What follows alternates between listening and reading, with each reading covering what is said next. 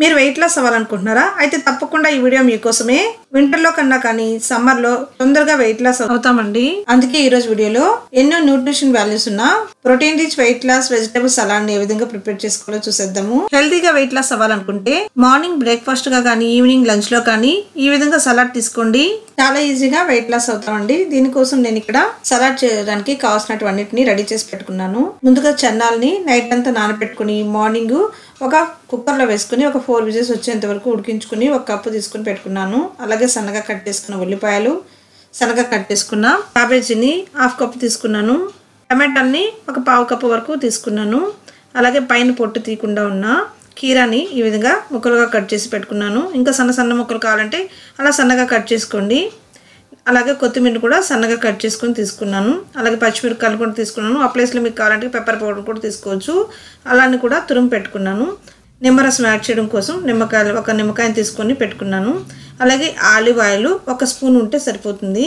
ఇప్పుడు మనం చెన్నాలు అనేది తినడానికి టేస్టీగా ఉండడం కోసం 1 స్పూన్ ఆయిల్ కానీ బటర్ కానీ వేసుకొని లైట్గా ఈ చెన్నాల్ని ఫ్రై చేసుకోండి. అంటే తినడానికి టేస్ట్ కోసం జస్ట్ అలాగే లైట్గా ఫ్రై చేసుకోండి. ఇప్పుడు ఇందులోకి లైట్గా సాల్ట్ని వేసుకోండి.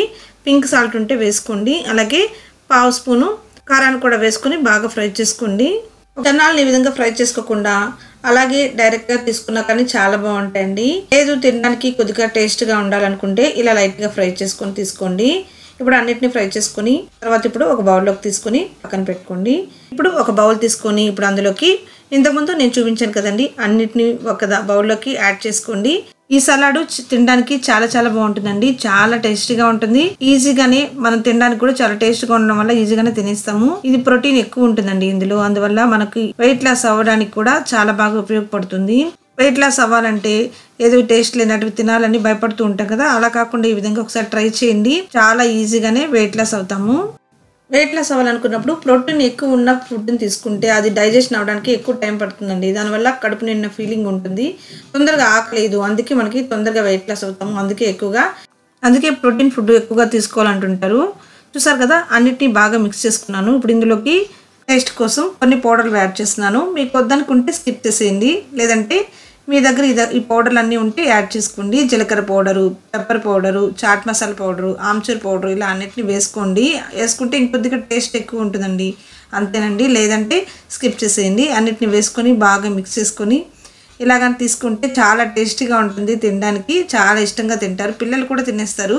అందుకే ఈ విధంగా అన్నిటిని వేసుకొని మిక్స్ చేసుకొని లంచ్లో కానీ బ్రేక్ఫాస్ట్ కానీ తీసుకుంటే తొందరగా ఆకలి వేయకుండా ఉంటుంది. దానివల్ల మనం తినాల్సిన ఫుడ్ కొద్దిగా తక్కువగా తింటాము. దానివల్ల వెయిట్ లాస్ అనేది అవుతామండి. కొంతమంది ఈ సలాడ్ తోని తీసుకొని రైస్ ఏమి తీసుకోకుండా అలాగే కూడా ఉంటారు. ఇలా చేయడం వల్ల తొందరగా వెయిట్ లాస్ అవుతూ ఉంటాము. మరి ఈ వీడియో మీకు నచ్చింది అనుకుంటున్నాను. వీడియో నచ్చితే తప్పకుండా నా ఛానల్ లైక్ చేయండి. అలాగే సబ్స్క్రైబ్ చేసుకుని మీ ఫ్రెండ్స్ కూడా షేర్ చేయండి. మన ఛానల్లో అన్ని వీడియోలు కూడా చాలా సింపుల్గా ఈజీ మెథడ్లో ఉంటాయండి. అన్నిటిని ఒకసారి వాచ్ చేయండి. Thank you so much for watching my video.